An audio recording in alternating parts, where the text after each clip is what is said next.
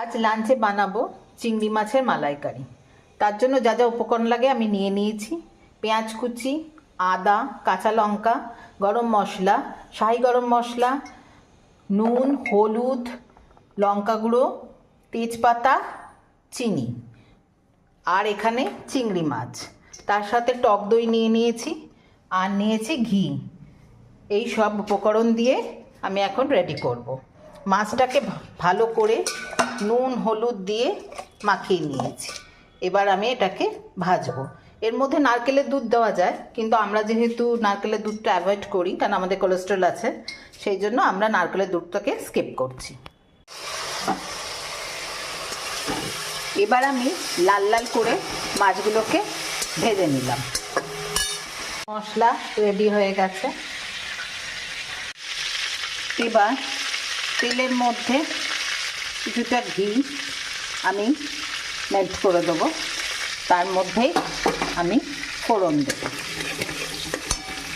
ফোড়নে দিলাম তেজপাতা,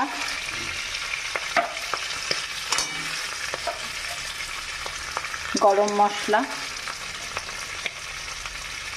তা আমি ফোড়নে দিলাম। মশলা থেকে একটা সুন্দর গন্ধ যেই বেরোতে শুরু করলো, তখন আমি দিয়ে দিলাম এই মশলাটা। এবার এটাকে আমি ভালো করে কষিয়ে নেব। টক দইটাকে ভালো করে আমি ফাটিয়ে নিচ্ছি, যাতে একদম সুন্দরভাবে টক দইটা মেল্ট হয়ে যায়।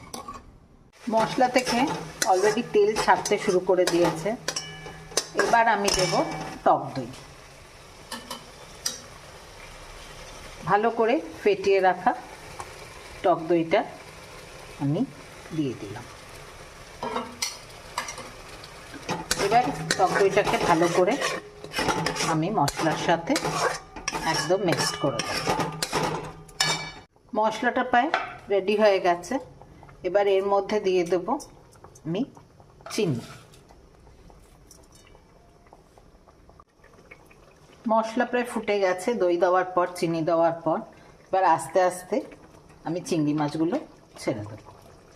এটাকে বেশি ফোটাবো না, কেন চিংড়ি মাছ এমনি নরম, অত ফোটাতে লাগে না। ফোটালে ওর একটা টেস্টটা অন্যরকম হয়ে যায়।